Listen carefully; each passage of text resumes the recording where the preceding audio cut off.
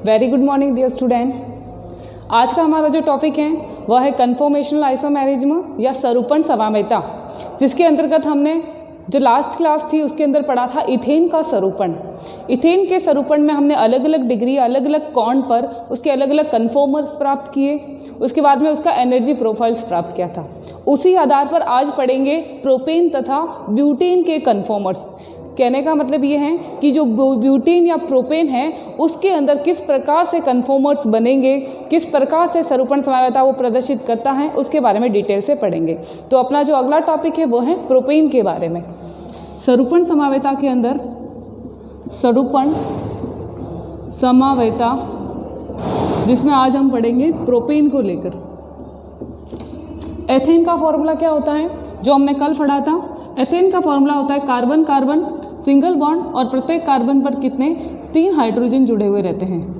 ये किसका फॉर्मूला है? ये एथेन का फॉर्मूला होता है। सिंगल बॉन्ड होता है, आसानी से रोटेट होता है। इस वजह से क्या हो जाता है, आसानी से रोटेट होने की वजह से अलग अलग एंगल पर हमें अलग अलग इसके रूप मिलते हैं, 3D अरेंजमेंट मिलते हैं, जिसे हम कन्फॉर्मर कहते हैं। और हमने उसमें ये देखा था कि 2 प्रकार के रूप प्राप्त होते हैं न्यूमैन प्रोजेक्शन के अंतर्गत। कौन से? एक एक्लिप्स फॉर्म और एक स्टेगर्ड फॉर्म।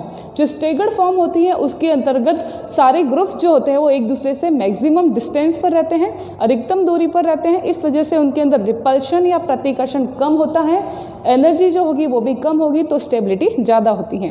तथा एक्लिप्स रूप या ग्रसित रूप की बात करें तो उस रूप के अंदर जो ग्रुप्स होते हैं वो एक दूसरे के क्लोज रहते हैं, पास पास रहते हैं, अतः उनके मध्य में मैक्सिमम प्रतिकर्षण या रिपल्शन होता है।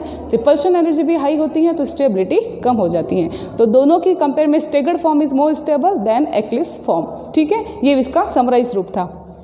अब हमें पढ़ना है प्रोपेन। तो प्रोपेन में कितने कार्बन्स होते हैं? प्रोपेन के अंदर 3 कार्बन होंगे। तो हमें क्या करना है, एक हाइड्रोजन को रिप्लेस करना है किसके साथ में? CH3 ग्रुप के साथ में। तो एक हाइड्रोजन रिप्लेस हो जाएगा और क्या ले जाएगा? CH3 group. CH3 ग्रुप देखो, जो ये ग्रुप लगा उसमें एक कार्बन पर कितने 3 हाइड्रोजन लगे हुए हैं। तो ये है प्रोपेन CH3। अब हम करेंगे क्या? रोटेट। कौन सा? कार्बन कार्बन करना है, आपको ये याद रखना है। ये वाला कार्बन कार्बन बॉन्ड जो है पहले वाला ये CH3, उसके बाद में एक कार्बन पर 2 हाइड्रोजन और एक मैथिल ग्रुप लगा हुआ है। तो ये वाला जो कार्बन कार्बन बॉन्ड है इसको हम रोटेट करेंगे और इसके अलग अलग कन्फॉर्मर प्राप्त करेंगे। आपको मैं ऐसे समझाती हूँ, जैसे देखो हमने कल क्या पढ़ा? एथेन पढ़ा है। और एथेन के अंदर हमने क्या देखा?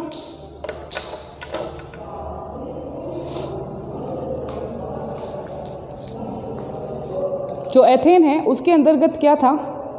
एथेन के अंदर देखो 2 carbon carbon carbon single bond से जुड़े हुए हैं। बिल्कुल कार्बन कार्बन, ये ब्लैक कलर के सर्कल जो दिख रहे हैं आपको, बॉल ब्लैक कलर की बॉल्स क्या है? कार्बन से हैं, सिंगल बॉन्ड से जुड़ी हुई रहती हैं।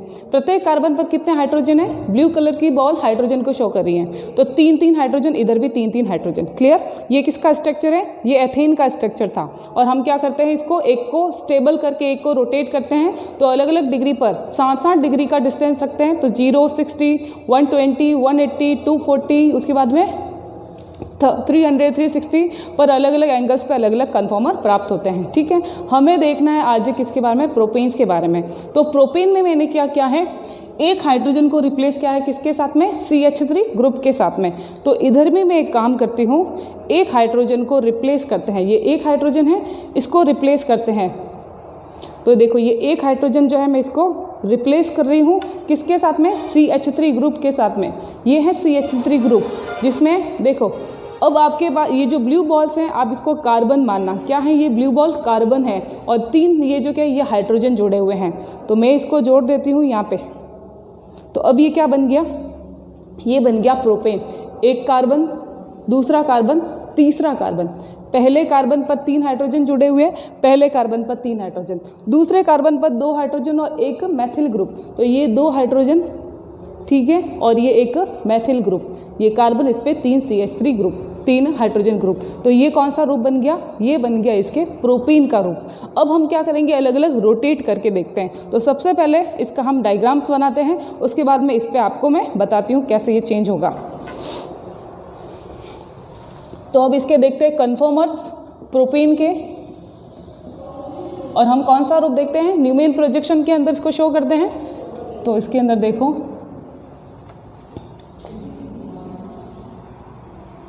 ये डॉट कार्बन क्या शो कर रहा है? फ्रंट कार्बन, और ये सर्कल बैक कार्बन या रियर कार्बन, ठीक है। ये कार्बन पर मैंने क्या बनाए, 3 हाइड्रोजन्स के ग्रुप बनाए, ये 3 हाइड्रोजन ग्रुप बनाए। ये वाला कार्बन बनाऊंगी, इस पर 2 हाइड्रोजन और एक CH3 ग्रुप बनाऊंगी, ठीक है। ये 1, ये 2 और ये 3। एक पर कौन सा ग्रुप है, CH3 ग्रुप है, ये हाइड्रोजन और ये एक हाइड्रोजन। ये अब इसको क्या करते हैं, अपन रोटेट करते हैं। तो सबसे पहले मैं एक बार सारे बना देती हूँ, उसके बाद मैं आपको रोटेट करके दिखाती हूँ।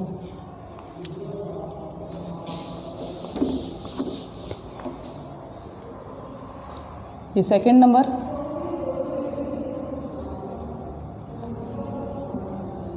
जैसे जैसे रोटेट करते जाएंगे वैसे वैसे बनाते जाएंगे, आपको इजीली समझ में आएगा।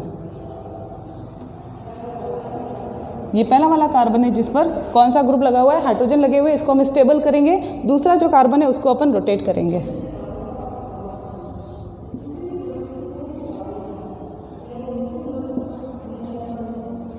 अब देखो प्रोपेन जो है वो थोड़ा इजी इसलिए लगेगा क्योंकि इसमें CH3 ग्रुप है, तो आपको क्लियर पता चल जाएगा कि रोटेट करें तो इसकी पोजीशन कहाँ जा रही है, ये CH3 ग्रुप कहाँ कहाँ जाएगा, तो आप आसानी से इसको आइडेंटिफाई कर सकते हैं। एथेन के अंदर तो क्या था, सारे हाइड्रोजन एक जैसे, तो आपको पता नहीं चलता है कौन सा हाइड्रोजन कब कहाँ गया, ठीक है। अब क्या करना है, अब आपको इसके अंदर चेंज करना है 60 डिग्री पे। अपन क्या करेंगे, 60 डिग्री का एंगल चेंज करते रहेंगे। ये कितने डिग्री पे एंगल है, थीटा इक्वल टू 0 डिग्री का एंगल है। फिर हम क्या आएंगे, 60 डिग्री का चेंज करेंगे तो हम आएंगे 60 डिग्री पे। फिर 60 डिग्री का और चेंज करेंगे तो हम आएंगे 120 डिग्री पे, ठीक है। फिर 60 डिग्री का और चेंज करेंगे, इधर कहाँ पे आएंगे, 180 डिग्री पे। 60 डिग्री का और चेंज करेंगे तो किस पे आएंगे, 240 डिग्री पे। और 60 डिग्री का चेंज करेंगे तब आएंगे 300 डिग्री पे। और उसके बाद और चेंज करते हो तो आता है 360 डिग्री, जो कौन सा रूप होता है, ओरिजिनल फॉर्म होती है। वापस ओरिजिनल फॉर्म के अंदर ये आ जाता है, ठीक है। तो अब हम क्या करते हैं, रोटेट करते हैं, एक एक को रोटेट करके देखते हैं। तो सबसे पहले देखो आप, सबसे पहला जो आपको दिख रहा है उसके अंदर क्या है, ये पहली वाली कंडीशन 0 डिग्री पे, और 0 डिग्री वाली ये कंडीशन मैं आपके सामने ला रही हूँ। ये क्या है, ये 0 डिग्री वाली कंडीशन है, दिख रही है आपको, 0 डिग्री वाली कंडीशन, जिसके अंतर्गत पहले वाले कार्बन का हाइड्रोजन दूसरे वाले कार्बन के ऊपर जो CH3 ग्रुप लगा है उसके जस्ट सामने है, जस्ट सामने है या बिल्कुल क्लोज है। तो कौन सी पोजीशन हो गई, ये हो गई इसकी कौन सी, एक्लिप्स फॉर्म कहलाएगी या ग्रसित रूप कहलाएगा। तो ये इसकी कौन सी फॉर्म है, 0 डिग्री पर एक्लिप्स फॉर्म प्राप्त होती है। 0 डिग्री पर इसकी एक्लिप्स फॉर्म प्राप्त होगी। और एक्लिप्स फॉर्म कैसी होगी, एक्लिप्स फॉर्म में देखो, एक तो ये बड़ा ग्रुप मैथिल ग्रुप, ये आपका बड़ा ग्रुप एक मैथिल ग्रुप और एक है ये H ग्रुप, ठीक है। दोनों क्लोज हैं तो क्या होगा, रिपल्शन होगा, एनर्जी बढ़ेगी, स्टेबिलिटी घटेगी। तो ये क्या होता है, इसकी एनर्जी ज़्यादा होगी, स्टेबिलिटी कम होती है। अब वापस 60 डिग्री का चेंज करते हैं। क्या करना है, इस वाले कार्बन को मैं स्टेबल रखूँगी, आपके सामने जो कार्बन दिख रहा है उसको मैं रोटेट करूँगी। कितना, 60 डिग्री, ये 60 डिग्री का रोटेट कर दिया, ठीक है। 60 डिग्री का रोटेट कर दिया, यहाँ पे भी 60 डिग्री का रोटेट करते हैं, ये 60 डिग्री का रोटेट कर दिया। तो ये CH3 ग्रुप आ गया यहाँ पे, ये हाइड्रोजन और ये हाइड्रोजन दिख रहा है आपको, इसको भी मैंने रोटेट कर दिया। तो देखो ये 2 कार्बन के बीच में आपको एक बड़ा ग्रुप दिख रहा है, 2 कार्बन, ये 2 हाइड्रोजन के बीच में एक बड़ा ग्रुप दिख रहा है। तो ये कौन सी पोजीशन बन गई, ये पोजीशन बन गई आपके स्टेगर्ड फॉर्म। तो 60 डिग्री पे आएंगे तो कौन सी फॉर्म प्राप्त होगी, स्टेगर्ड फॉर्म, जिसके अंतर्गत ये बड़ा ग्रुप और ये हाइड्रोजन एक दूसरे से मैक्सिमम दूरी पर रहते हैं। और दूरी पर रहेंगे तो क्या होगा, एनर्जी कम, स्टेबिलिटी ज़्यादा, प्रतिकर्षण भी कम होगा। तो 60 डिग्री पे कौन सी रूप प्राप्त होगा, इसका स्टेगर्ड फॉर्म प्राप्त होगी। क्लियर, मैं इसको आपके सामने रोटेट करती जाती हूँ। अब 60 डिग्री के बाद वापस क्या करेंगे, इसको 60 डिग्री और रोटेट कर लो। ये 60 डिग्री का रोटेट कर दिया। तो देखो 60 डिग्री का जैसे ही रोटेट किया, क्या हो गया, वापस एक दूसरे के क्लोज आ गए। 60 डिग्री का रोटेट करेंगे तो ये वापस यहाँ आ गया, ये वाला ग्रुप यहाँ आ गया और ये वाला यहाँ आ गया।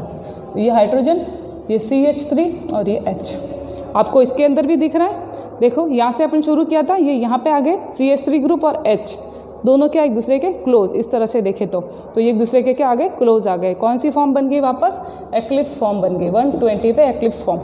अब वापस 60 डिग्री रोटेट करें, वापस क्या करते हैं इसको, देखो ये रोटेट किया हुआ है मेरा, अब वापस मैं इसको 60 डिग्री का रोटेट करती हूँ।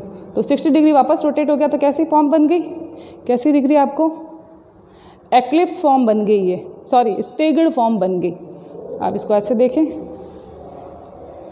कैसी फॉर्म है ये, स्टेगर्ड फॉर्म, 2 के बीच में आपको दो हाइड्रोजन के बीच में एक CH3 ग्रुप दिख रहा है। क्लियर? तो कौन सी फॉर्म है ये? स्टेगर्ड फॉर्म बन जाएगी। तो अब ये CH3 ग्रुप कहाँ था? यहाँ था ना, अभी यहाँ आ गया। तो आपको अब आराम से समझ में आ रहा है, ये CH3 ग्रुप यहाँ आ गया, ये हाइड्रोजन और ये हाइड्रोजन। तो 180 डिग्री पे कौन सी प्राप्त हुई फॉर्म? स्टेगर्ड फॉर्म प्राप्त हुई। ठीक है, अब हम क्या करेंगे? अब 60 डिग्री वापस 60 डिग्री रोटेट करते हैं तो वापस कौन सी फॉर्म प्राप्त होगी? 60 डिग्री रोटेट किया तो वापस मुझे एक्लिप्स फॉर्म मिली। कैसी फॉर्म मिली? एक्लिप्स फॉर्म मिली।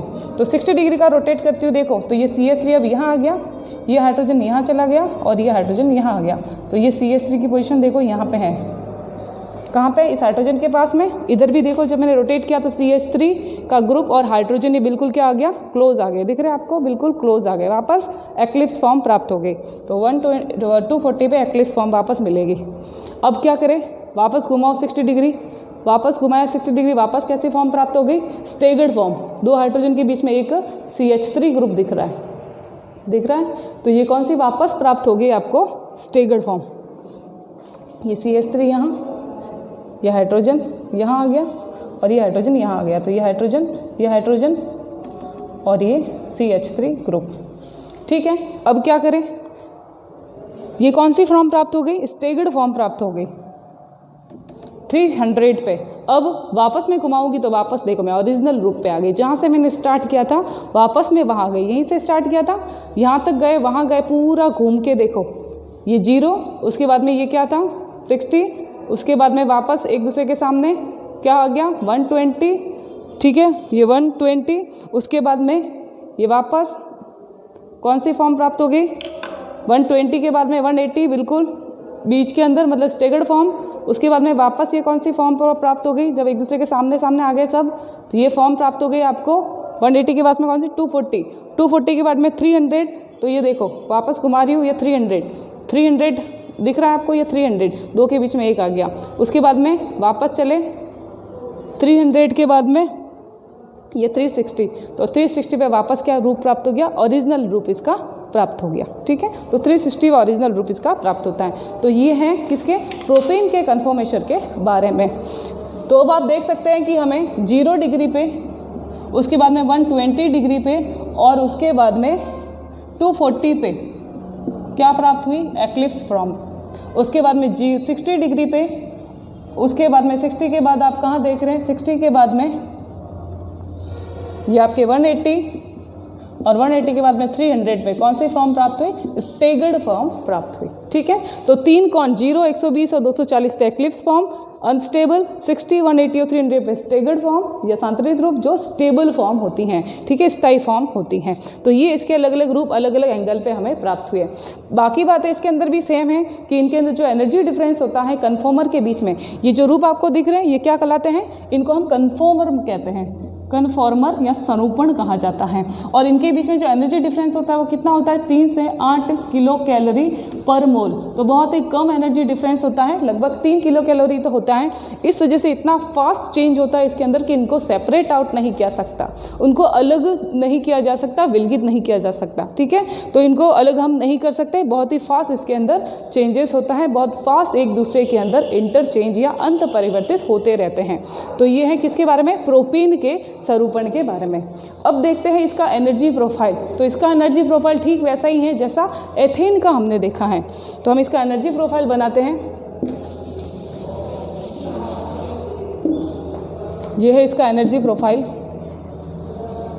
कहाँ से जाते हैं हम? 0 डिग्री एंगल जो है वो 0 डिग्री से हम जाते हैं 60, उसके बाद में कहाँ जाते हैं? 60 के बाद में 120, उसके बाद में 180, उसके बाद में 240, फिर 300 और उसके बाद में 360 पे ओरिजिनल रूप आता है। ये अलग अलग एंगल है। इधर क्या होती है? इसकी एनर्जी होती है। तो अलग अलग एंगल पर जो रूप हमें प्राप्त हुए, कन्फॉर्मर प्राप्त हुए, उनका एनर्जी के सापेक्ष, एनर्जी से रिलेट करके हम क्या बनाएंगे? इसका ग्राफ बनाते हैं, इसको ग्राफिटिकली शो करते हैं। तो हम देखते हैं कि 0 डिग्री पर एक्लिप्स फॉर्म प्राप्त होता है, एनर्जी सबसे हाईएस्ट होती है। उसके बाद में 60 डिग्री पर एनर्जी कम होती है, 120 पर वापस ज़्यादा होती हैं, 80 पर एनर्जी कम होती है, 240 पर वापस एक्लिप्स फॉर्म एनर्जी ज़्यादा, 300 पर वापस स्टेगर्ड फॉर्म एनर्जी कम, 360 पर ओरिजिनल रूप वापस एनर्जी ज़्यादा, क्योंकि वापस क्या मिल गया हमें? यहाँ पे वापस एक्लिप्स फॉर्म मिल गई। तो 0 डिग्री पे कौन सी? एक्लिप्स। उसके बाद 120 उसका मैक्सिमा एक्लिप्स, 240 का मैक्सिमा एक्लिप्स और 360 का मैक्सिमा एक्लिप्स फॉर्म देता है। जिसकी एनर्जी ज़्यादा है वो एक्लिप्स फॉर्म, एनर्जी कम किसकी है 60 की स्टेगर्ड फॉर्म, 180 की एनर्जी कम स्टेगर्ड फॉर्म, 300 की एनर्जी कम स्टेगर्ड फॉर्म। ठीक है, तो ये जहाँ जहाँ आपको इसका मिनिमा दिख रहा है मतलब एनर्जी कम है स्टेबिलिटी ज़्यादा है तो ये स्टेगर्ड फॉर्म, और जहाँ जहाँ मैक्सिमा दिख रहा है मतलब वहाँ पे उसकी एक्लिप्स फॉर्म प्राप्त हो जाएगी। मतलब स्टेबिलिटी तो है उनकी कम, एनर्जी है ज़्यादा। तो ये है किसका प्रोपेन का एनर्जी प्रोफाइल, प्रोपेन का एनर्जी प्रोफाइल्स है। ठीक है, तो ये है प्रोपेन के बारे में। अब पढ़ते हैं इसके बाद में ब्यूटेन का स्वरूपण। वेरी वेरी इंपॉर्टेंट है ब्यूटेन का स्वरूपण। एग्जाम में मोस्टली पूछा जाता है ब्यूटेन के स्वरूपण के बारे में, क्योंकि उसके अंदर थोड़ा सा चेंजेस है, कुछ एक्स्ट्रा चीज़ है। क्या एक्स्ट्रा है उसके बारे में हम पढ़ेंगे। इससे पहले एक और चीज़ इसमें ध्यान रखना, जो प्रोपेन है इसके कन्फॉर्मर पढ़ते हैं। इन कन्फॉर्मर के अंदर हम जनरली तो यही बात करते हैं कि इसके अंदर क्या होता है, एक तो एक्लिप्स फॉर्म होती है और एक स्टेगर्ड फॉर्म होती हैं। लेकिन प्रोपेन के लिए जब बात करें तो इम्पॉर्टेंट एक बात याद रखना कि प्रोपेन के अंदर एक्लिप्स तथा स्टेगर्ड फॉर्म के अलावा एक बीच का रूप भी प्राप्त होता है, एक मीडिएटर रूप भी प्राप्त होता है, जिसको कहते हैं, जिसको क्या कहते हैं, जिसको कहते हैं गाउचे या स्क्यू फॉर्म। क्या कहते हैं, जिसे गाउचे या स्क्यू फॉर्म कहा जाता है। तो एक बीच का या मध्यम रूप प्राप्त होता है जिसको क्या कहते हैं गाउचे या स्क्यू फॉर्म, जिसका एंगल जो जहाँ होता है वो क्या होता है 0। अगर एंगल की बात करें तो वो 0 डिग्री से क्या होगा ज़्यादा होता है, 0 डिग्री से तो ज़्यादा होता है, लेकिन 60 डिग्री से क्या होगा कम होगा। तो एंगल कैसा होगा उसका, ना तो 0 ना तो 60, 0 है तो एक्लिप्स 60 है तो स्टेगर्ड, तो ये तो होगा ही नहीं, बीच का फॉर्म होगा। तो 0 डिग्री से ज़्यादा होगा और 60 डिग्री से कम होगा, मतलब 0 से 60 के बीच का कोई एंगल होगा, उस पर जो रूप प्राप्त होगा उसे हम कहते हैं गाउचे फॉर्म कहा जाता है। तो अगर आपसे पूछे कि इन तीनों का स्टेबिलिटी ऑर्डर बताओ, गाउचे, स्क्यू और एक्लिप्स, तो आप क्या बताओगे कि स्टेगर्ड फॉर्म सबसे ज़्यादा स्टेबल, ठीक है, उसके बाद में गाउचे फॉर्म और उसके बाद में एक्लिप्स फॉर्म प्राप्त होती हैं। तो ये है इनके स्थायित्व के बारे में। और एनर्जी जैसे उल्टा हो जाएगा, अगर मैं पूछूं एनर्जी किसकी ज़्यादा है तो आप क्या कहोगे एक्लिप्स की ज़्यादा, फिर गाउचे की उससे कम है, फिर स्टेगर्ड की सबसे कम है। स्टेबिलिटी किसकी ज़्यादा है तो स्टेगर्ड की सबसे ज़्यादा स्टेबिलिटी, गाउचे की उससे कम और एक्लिप्स की स्टेबिलिटी सबसे कम होती है। तो ये भी एक इम्पॉर्टेंट पॉइंट है जो आपको इसमें याद रखना है। क्लियर। अब देखते हैं ब्यूटेन के बारे में। किसका स्वरूपण देखेंगे, ब्यूटेन का स्वरूपण। ब्यूटेन के अंदर आपको कैसे याद रखना है, ब्यूटेन के अंदर देखो, अगर मैं कहूँ कि ये एथेन है और एथेन पे क्या लगे हुए 3 हाइड्रोजन लगे हुए हैं, ठीक है। जब मैंने एक हाइड्रोजन को रिप्लेस किया और CH3 ग्रुप लगाया तो इसे क्या बोला, प्रोपेन बोला, ठीक है। अब हमें पढ़ना है ब्यूटेन, तो हम क्या करेंगे, एक हाइड्रोजन इधर से भी हटा देते हैं। पहले तो उधर से हटाया था, एक हाइड्रोजन मैंने इधर से भी हटा दिया और CH3 ग्रुप लगा दिया। कितने कार्बन की चेन बन गई, 4 कार्बन की चेन बन गई। नाम क्या है इसका, ब्यूटेन है। तो ये बनता है आपका ब्यूटेन, या जिसे हम कहते हैं एन ब्यूटेन, ठीक है। ये क्या बना, एन ब्यूटेन, जिसमें प्रत्येक कार्बन पर क्या हो गए, प्रत्येक कार्बन पर 2 हाइड्रोजन और एक मैथिल ग्रुप होगा। अब देखो ये आपका था क्या, प्रोपेन था, प्रोपेन पढ़ रहे थे हम, ठीक है। कार्बन कार्बन सिंगल बॉन्ड, इस कार्बन पर हाइड्रोजन था, इधर दोनों हाइड्रोजन लगे हुए, दूसरे कार्बन पर 2 हाइड्रोजन और एक मैथिल ग्रुप। अब हमें पढ़ना है ब्यूटेन, तो क्या करेंगे, इस वाले कार्बन से एक हाइड्रोजन हटा के एक मैथिल ग्रुप लगा दिया था। अब एक और काम करते हैं, इस वाले कार्बन से भी ये जो मैथिल ग्रुप दिख रहा है, सॉरी ये हाइड्रोजन दिख रहा है, इसको मैं रिप्लेस कर देती हूँ किसके साथ में, एक नए मैथिल ग्रुप के साथ में। तो ये दूसरा मैथिल ग्रुप क्या कर दिया मैंने, यहाँ पे अटैच कर दिया, ठीक है। तो ये क्या आ गया, यहाँ पे एक नया मैथिल ग्रुप जोड़ दिया। क्लियर। तो आपको समझ में आ गया क्या है, 2 कार्बन ब्लैक कलर की बॉल्स सिंगल बॉन्ड से जुड़ी हुई, प्रत्येक कार्बन पर 2 हाइड्रोजन एक मैथिल ग्रुप, 2 हाइड्रोजन एक मैथिल ग्रुप। इसी तरह से मैंने बना दिया। अब इनके क्या पढ़ेंगे अपन, कन्फॉर्मर पढ़ेंगे, अलग अलग डिग्री पर इसको रोटेट करेंगे, उसके बाद उसके अलग अलग रूप प्राप्त करेंगे। तो सबसे पहले इसके कन्फॉर्मर बनाते हैं, उसके बाद में इसको एक्सप्लेन करते हैं।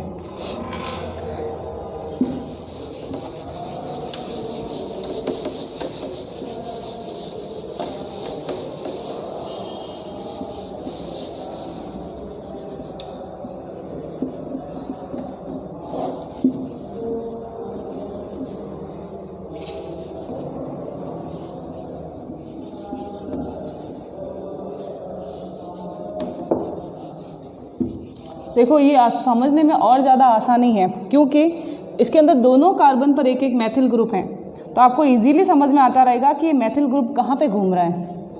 दूसरा भी मैथिल ग्रुप आपको दिखेगा और जो घूम रहा है वो भी मैथिल ग्रुप दिखेगा, उसके सापेक्ष अलग अलग रूप प्राप्त होंगे।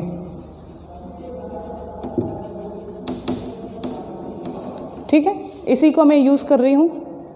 सबसे पहला क्या है, ये जो रूप है हमें पता है दो दो तो हाइड्रोजन लगे और एक एक क्या लगा हुआ है, मैथिल ग्रुप। तो ये मैंने यहाँ पे क्या लिख लिया, 2 मैथिल ग्रुप लिख लिए।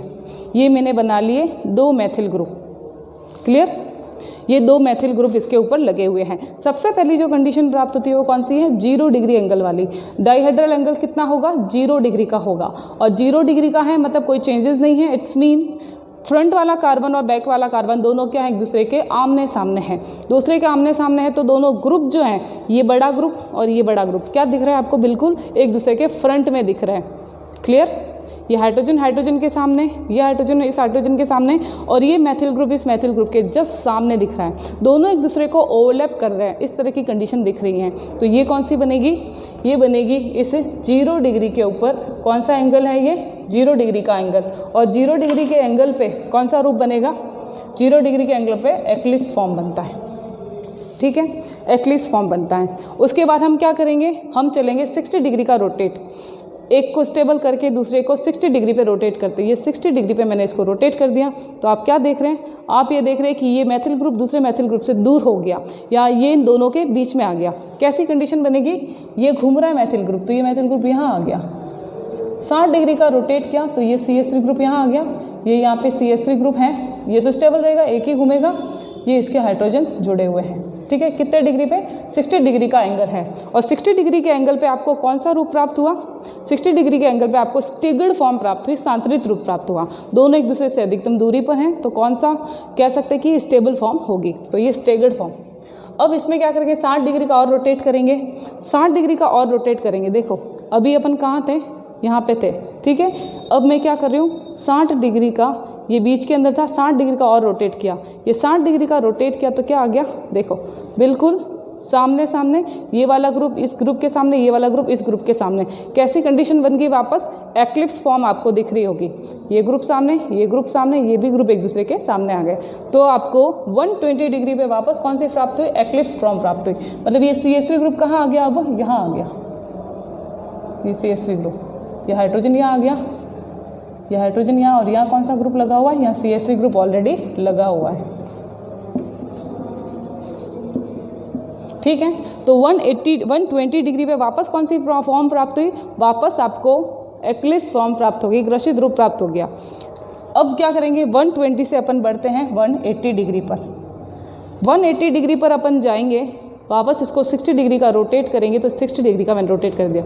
अब आप क्या देख रहे हैं, आपको ऐसा नहीं दिख रहा कि ये मैथिल ग्रुप इस मैथिल ग्रुप के जस्ट अपोजिट आ गया, बिल्कुल ऐसा लग रहा है। देखो बिल्कुल ऐसा लग रहा होगा कि ये ग्रुप मैथिल ग्रुप, इस कार्बन का मैथिल ग्रुप इस ग्रुप के बिल्कुल अपोज में दिख रहा है, बिल्कुल देखो विपरीत दिख रहा है। तो बिल्कुल विपरीत या ट्रांस कंडीशन बन जाएगी यहाँ पे।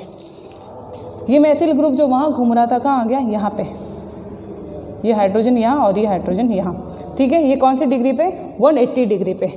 बिल्कुल क्या दिख रहा है आपको, ये मैथिल ग्रुप इस मैथिल ग्रुप के बिल्कुल अपोजिट दिख रहा है। अब आपको क्लियर दिख रहा है, जस्ट अपोजिट कंडीशन बन गई इस कार्बन की और इस कार्बन की, CH3 ग्रुप की। ये कंडीशन क्या कहलाती है, 180 डिग्री पे स्टेगर्ड फॉर्म। ठीक है, पहले मैं आपको सिंपल तरीके से समझा रही हूँ, फिर इसमें जो ट्विस्ट है वो आपको मैं बताऊँगी। अब 60 डिग्री का और रोटेट करो, 60 डिग्री का और रोटेट करेंगे तो क्या बनेगी, ये बन गई वापस एक्लिप्स फॉर्म। वापस ग्रुप सामने सामने आ गए। ठीक है, ये ग्रुप वापस एक दूसरे के सामने आ गए, तो कौन सी फॉर्म बन गई, एक्लिप्स फॉर्म। मतलब ये CH3 ग्रुप कहाँ चला गया, यहाँ आ गया, ये हाइड्रोजन यहाँ आ गया, और ये हाइड्रोजन, ये वाला हाइड्रोजन जो है वो इसके बाद चला गया। तो 240 डिग्री के ऊपर कौन सी कंडीशन बनेगी, 240 आएगा, वैसे वापस एक्लिप्स फॉर्म बन जाएगी। तो ये एक्लिप्स फॉर्म बन गई। अब वापस 60 डिग्री का रोटेट करो, वापस 60 डिग्री का रोटेट कर लिया मैंने, तो वापस ये कौन सी कंडीशन बन गई, ये दो के बीच में ये CH3 ग्रुप आ गया। देखो ये दूर दूर एक दूसरे से बिल्कुल ओवरलैपिंग नहीं होते हैं, एक दूसरे से अधिकतम डिस्टेंस पर रहते हैं। तो अधिकतम डिस्टेंस पर रहेंगे तो क्या बनेगी, स्टेगर्ड फॉर्म बनेगी। तो ये CH3 ग्रुप अब आ गया यहाँ पे, ये हाइड्रोजन चला गया ये हाइड्रोजन चला गया यहाँ पे और ये हाइड्रोजन आ गया यहाँ पे। ठीक है, ये कौन सा है, 300 डिग्री पे हमें प्राप्त हुआ है स्टेगर्ड फॉर्म। अब क्या करें, अब ये स्टेगर्ड फॉर्म प्राप्त हुआ है ना, अब हम वापस बढ़ते हैं यहाँ पे। देखो ये 60 डिग्री मैंने वापस रोटेट किया, जहाँ से स्टार्ट किया क्या वहाँ पे पहुँच गई। बिल्कुल, मैंने स्टार्ट किया था इस कार्बन पे CH3 ग्रुप और लास्ट वाले कार्बन पे भी CH3 ग्रुप। ठीक है, दोनों एक दूसरे के सामने सामने थे, दोनों एक दूसरे के सामने सामने थे, यहीं से मैंने स्टार्ट किया था और यहाँ से वापस उसी रूप में आ गए। अगर 360 डिग्री पर जब भी किसी को रोटेट करते हैं तो कौन सा ओरिजिनल रूप हमें प्राप्त होता है, तो 360 पर वापस ये ओरिजिनल फॉर्म हमें प्राप्त हो गया। ठीक है, वापस रोटेट करूँगी तो CH3 ग्रुप यहाँ आ जाएगा और यहाँ आएगा तो ये 0 डिग्री वाला रूप हमें प्राप्त हो जाएगा, मतलब मूल रूप जो है ओरिजिनल फॉर्म हमें प्राप्त हो जाएगी। क्लियर, ये है ब्यूटेन का। अब आप बोले ट्विस्ट क्या है, तो जो ट्विस्ट है वो आप देखना। अगर मैं बात करूँ 0 डिग्री की, एंगल कौन सा है, 0 डिग्री, तो 0 डिग्री पर आप देखते हैं कि ब्यूटेन के कन्फॉर्मर के अंदर जो 0 डिग्री पर प्राप्त होता है उसके अंदर CH3 और CH3 दोनों मेथिल ग्रुप एक दूसरे से मिनिमम दूरी पर होते हैं, या ये कह सकते हैं कि 0 डिग्री पर प्राप्त होने वाले ब्यूटेन के कन्फॉर्मर में दोनों बड़े बड़े मेथिल ग्रुप एक दूसरे से बिल्कुल क्लोज, एक दूसरे से ओवरलैप होते हैं, एक दूसरे के बिल्कुल पास में रहते हैं। तो बिल्कुल पास में होने की वजह से अब दो रूप इतने बड़े बड़े ग्रुप एक दूसरे के क्लोज हैं, तो इनके बीच में क्या होगा, इनके बीच में होगा स्टेरिक हिंड्रेंस, त्रिविम विन्यासी बाधा उत्पन्न हो जाएगी। उस वजह से क्या होगा, इन दोनों के बीच में रिपल्शन होगा, प्रतिकर्षण होगा। तो ये ग्रुप आपस में क्या करेंगे, इन दोनों के बीच में प्रतिकर्षण होगा, रिपल्शन होगा, और प्रतिकर्षण होगा तो कौन सी ऊर्जा बढ़ेगी, प्रतिकर्षण ऊर्जा बढ़ेगी, तो स्टेबिलिटी क्या हो जाएगी, घट जाएगी। तो ये जो रूप हैं वो एक्लिप्स रूप तो हैं, लेकिन इसे हम कहते हैं पूर्ण रूप से ग्रसित रूप, या क्या कहते हैं, फुल्ली एक्लिप्स फॉर्म। क्या कहते हैं, फुल्ली एक्लिप्स फॉर्म इसको कहा जाता है, जो किस पे मिलता है हमको, 0 डिग्री के ऊपर प्राप्त होता है। तो 0 डिग्री पे प्राप्त होने वाला रूप फुल्ली एक्लिप्स, सबसे ज़्यादा एनर्जी, सबसे कम स्टेबिलिटी इसकी होती है। उसके बाद में एक्लिप्स फॉर्म हमें और भी तो मिलते हैं, कहाँ कहाँ मिलते हैं, एक 120 पे मिलता है और एक 240 पे मिलता है। 120 और 240 पे भी मिलता है, जिसे हम केवल एक्लिप्स कहते हैं, जो जनरली होते हैं, जिसके अंदर क्या होगा, जिसके अंदर देखो दूसरे जो एक्लिप्स फॉर्म मिलते हैं उसमें आप डिफरेंस देखो, ये CH3 ग्रुप बड़ा ग्रुप और इधर हाइड्रोजन का छोटा ग्रुप है। मतलब जो बड़े बड़े ग्रुप सामने होते हैं उसकी तुलना में, उसकी कंपेयर में यहाँ रिपल्शन क्या है, कम है, तो उसकी तुलना में रिपल्शन थोड़ा कम होता है। तो ये सिंपल एक्लिप्स फॉर्म कहलाते हैं, जिनमें रिपल्शन फुली एक्लिप्स की तुलना में कम होगा, तो स्टेबिलिटी इनकी तुलना में थोड़ी ज़्यादा रहती है। ठीक है, तो एक्लिप्स भी 2 प्रकार के प्राप्त होते हैं। इसी तरह से स्टेगर्ड भी 2 प्रकार के प्राप्त होते हैं। कैसे, 180 वाली कंडीशन देखो, अगर थीटा 180 डिग्री है, जब मैंने कहा था कि अगर अपन थीटा 180 डिग्री करेंगे तो आप क्या देखते हो, थीटा 180 डिग्री करते हो तो आप देखते हो कि बिल्कुल अपोजिट कंडीशन हमें प्राप्त होती हैं। कैसे, ये ग्रुप इस कोने पे और ये ग्रुप इस कोने पे, जस्ट अपोजिट कंडीशन, एक ऊपर की तरफ CH3, एक नीचे की तरफ दिख रहा है। अगर आप बोर्ड पे देखोगे तो CH3 ग्रुप एक यहाँ जस्ट विपरीत दिशा में आपको दिख रहा है, क्या, CH3 ग्रुप। और इस तरह की ट्रांस कंडीशन जब भी बनती हैं, ट्रांस कंडीशन बनने पर रिपल्शन मिनिमम होता है, बहुत ही कम रिपल्शन होता है, न के बराबर। और जब रिपल्शन कम होगा तो क्या होगा, एनर्जी कम होगी और स्टेबिलिटी हायर हो जाएगी। तो सबसे ज़्यादा स्टेबल कौन सा रूप होता है, 180 पे, और इस रूप को क्या कहा जाता है, इसे कहा जाता है फुली स्टेगर्ड फॉर्म। कौन सा रूप है ये, फुली स्टेगर्ड फॉर्म इसको कहा जाता है, सबसे ज़्यादा स्टेबल होगा। अब स्टेगर्ड फॉर्म हमें और भी प्राप्त होते हैं, कहाँ पे प्राप्त होते हैं, एक प्राप्त होता है 60 डिग्री पे और एक प्राप्त होता है हमें 300 डिग्री पे, इसे भी हम कहते हैं स्टेगर्ड फॉर्म। लेकिन इस स्टेगर्ड की तुलना में अगर देखा जाए तो देखो, ये जैसे एक स्टेगर्ड फॉर्म मैंने बनाई है, ठीक है, ये मान लो एक स्टेगर्ड फॉर्म में, तो यहाँ पे 2 हाइड्रोजन CH3 और एक छोटा हाइड्रोजन है। मतलब कह सकते हैं कि इस प्रकार की जो कंडीशन होगी स्टेगर्ड फॉर्म, उसके अंदर ऐसी कंडीशन तो नहीं है 180 वाली, बिल्कुल ट्रांस वाली तो नहीं है। थोड़ा बहुत ग्रुप क्या एक दूसरे के क्लोज हैं, ज़्यादा नहीं है, लेकिन एक दूसरे के कहीं ना कहीं थोड़ा सा क्लोज हैं, तो कहीं ना कहीं रिपल्शन की संभावना होती है। जबकि ये तो 180 पे तो सीधा ट्रांस पे होता है, रिपल्शन की कोई संभावना नहीं है, तो बिल्कुल ट्रांस में बहुत ज़्यादा स्टेबल होगा। लेकिन 60 डिग्री और 300 पे प्राप्त होगा तो थोड़ा बहुत रिपल्शन होता है, तो फुल्ली स्टेगर्ड की तुलना में स्टेबिलिटी थोड़ी कम होती है इनकी, तो ये प्राप्त होता है स्टेगर्ड फॉर्म। ठीक है, तो आपको ये ध्यान रखना है, ब्यूटेन के अंदर जो स्टेगर्ड फॉर्म बनेगी वो भी दो प्रकार की बनेगी, 180 पे फुली स्टेगर्ड, 60 और 300 पे स्टेगर्ड फॉर्म। ठीक है, इसी प्रकार से एक्लिप्स फॉर्म भी कितनी बनेगी, दो प्रकार की बनेगी, 0 डिग्री पे फुली एक्लिप्स और 120 तथा 240 पे एक्लिप्स फॉर्म प्राप्त होती है। क्लियर? तो ये है ब्यूटेन के स्वरूपण के बारे में। अब देख लेते हैं कि अगर एनर्जी डिफरेंस इतना चेंजेस हो रहा है हर किसी में, तो एनर्जी डिफरेंस चेंज हो रहा है तो एनर्जी प्रोफाइल भी बदलेगा, और एनर्जी प्रोफाइल इसमें किस तरह से बदलता है। तो हम बात करते हैं अब इसके एनर्जी प्रोफाइल्स की। सबसे कम एनर्जी किसकी है 180 पे, और सबसे ज़्यादा एनर्जी किसकी है 0 डिग्री के ऊपर। ठीक है, और 360 जो मूल रूप प्राप्त होता है। ये देखो, ये 0 पे, उसके बाद में 60 डिग्री, फिर उसके बाद में 120, 180, 240, 300 और 360 डिग्री।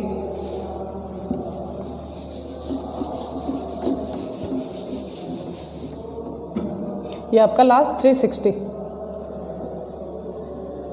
ठीक है, किस तरह से बनेगा, सबसे ज़्यादा एनर्जी किसकी है, सबसे ज़्यादा ये देखो इधर एनर्जी, तो सबसे ज़्यादा एनर्जी किसकी है 0 डिग्री की और 360 की। तो 0 की सबसे ज़्यादा एनर्जी और इधर 360 की सबसे हायर एनर्जी होती है। क्लियर? सबसे कम एनर्जी किसकी है 180 की। ठीक है, और उससे थोड़ी सी अगर कहा जाए कि सबसे ज़्यादा स्टेबल 180 पे हैं, तो 60 और हमें 300 पे भी प्राप्त होते हैं, उनकी स्टेबिलिटी इसकी तुलना में थोड़ी कम होती है, लेकिन एक्लिप्स से तो ज़्यादा ही होती है। तो 0 डिग्री पे कौन सा प्राप्त हुआ, फुली एक्लिप्स। 60 पे कौन सा प्राप्त हुआ, 60 पे प्राप्त हुआ हमें स्टेगर्ड फॉर्म। फिर 120 पे कौन सा प्राप्त हुआ, एक्लिप्स फॉर्म। 180 पे फुली स्टेगर्ड, फिर 120 पे वापस एक्लिप्स, उसके बाद में 300 पे हमें प्राप्त हुआ कौन सा, स्टेगर्ड। तो ये 300 पे स्टेगर्ड, उसके बाद में 360 पे वापस कौन सा रूप प्राप्त हुआ, पूरा स्टेगर्ड फॉर्म, पूरा एक्लिप्स फॉर्म प्राप्त हुआ। तो इस प्रकार से इसका एनर्जी प्रोफाइल बनेगा। ठीक है, ये इस तरह से इसका एनर्जी प्रोफाइल। तो ये कौन सा है 360 पे ओरिजिनल रूप, ये है 0 डिग्री पे। इन दोनों पे सबसे हाईएस्ट एनर्जी है, और ये हाईएस्ट एनर्जी वाले कौन से हैं, फुली एक्लिप्स। कौन से हैं, फुली एक्लिप्स। ठीक है, सबसे लोअर में एनर्जी किसकी है, सबसे कम मिनिमा क्या कहते हैं, सबसे लोअर एनर्जी 180 पे प्राप्त कौन सा होता है, फुली स्टेगर्ड। उसके बाद में स्टेगर्ड की दो और फॉर्म प्राप्त होती है, जिसकी दोनों की एनर्जी लगभग समान। देखो इससे तो एनर्जी क्या थोड़ी ज़्यादा है, क्योंकि फुली स्टेगर्ड की एनर्जी तो सबसे कम है। तो 60 पे और 300 पे कौन से प्राप्त हुए, स्टेगर्ड फॉर्म, ये स्टेगर्ड फॉर्म। अब जो मैक्सिमा प्राप्त हुआ यहाँ पे 120 और 240, उस पर कौन सी प्राप्त होती हैं, एक्लिप्स फॉर्म। ठीक है, तो 4 प्रकार के रूप दिख रहे हैं, स्टेगर्ड, फुली स्टेगर्ड, एक्लिप्स और फुली एक्लिप्स। तो ये क्या है, ये एनर्जी प्रोफाइल है। ये एनर्जी प्रोफाइल है किसका, ब्यूटेन का। देखो ब्यूटेन का स्वरूपण बहुत इंपॉर्टेंट है, मैं आपको फिर बता रही हूँ। जब भी आपको लिखना है तो पहले ब्यूटेन्स के बारे में लिखेंगे, ब्यूटेन के कन्फर्मर के बारे में लिखेंगे, कौन सा रूप स्टेबल है उसके बारे में लिखना है। उसके बाद में चारों प्रकार के रूप, फुली एक्लिप्स, फिर एक्लिप्स, फुली स्टेगर्ड, फिर स्टेगर्ड, इनके बारे में लिखना है, आपस में कंपैरिजन करना है। उसके बाद में इसके फॉर्म बनाने हैं और फिर एनर्जी प्रोफाइल भी बनाना है, तब जाके आंसर कंप्लीट होता है। क्लियर? तो ये है स्वरूपण समावेता, हमने पढ़ ली पूरी, एथेन के बारे में, प्रोपेन के बारे में, और आज देख लिया ब्यूटेन के बारे में। तीनों के अंदर इंपॉर्टेंट है, आप याद रखना। और सबसे इंपॉर्टेंट जो चीज़ आप याद रखोगे वो कि उसको न्यूमैन प्रोजेक्शन के अंदर प्रदर्शित किया जाता है। और दो रूप बनते हैं, स्टेगर्ड और एक्लिप्स। स्टेगर्ड फॉर्म कौन सा होता है, जब एक कार्बन को दूसरे के सापेक्ष रोटेट करते हैं तो दोनों कार्बन के ऊपर जो लगे हुए ग्रुप्स है वो एक दूसरे से मैक्सिमम दूरी पर होंगे, तो उसे कहेंगे स्टेगर्ड फॉर्म। और एक दूसरे के क्लोज होंगे, ओवरलैप होंगे, एक दूसरे के बिल्कुल सामने होंगे, तो उसे कहेंगे एक्लिप्स फॉर्म कहा जाता है। और स्टेगर्ड फॉर्म मोस्ट स्टेबल होती हैं एक्लिप्स की तुलना में। क्लियर? तो ये कहलाता है स्वरूपण समावेता। और स्वरूपण समावेता कौन देते हैं, ऐसे कार्बनिक यौगिक जिसमें carbon carbon single bond present होता है, क्योंकि सिंगल बॉन्ड होगा तभी तो इजीली क्या होगा, रोटेशन होगा, फ्री रोटेशन पॉसिबल होगा। अगर यहाँ पे डबल बॉन्ड होता तो फ्री रोटेशन पॉसिबल नहीं होता, और फ्री रोटेशन नहीं होगा तो हम क्या देखते, फिर उसकी हम विन्यासी समावेता देखते। तो सिंगल बॉन्ड के अंदर फ्री रोटेशन, इस वजह से क्या देगा, ये अलग अलग 3D अरेंजमेंट जिसे हम कन्फर्मर कहते हैं, और इस समावेता को हम कन्फॉर्मेशनल आइसोमेरेज या स्वरूपण समावेता कहा जाता है। ठीक है, तो आशा करती हूँ आपको समझ में आया होगा। Thank you so much.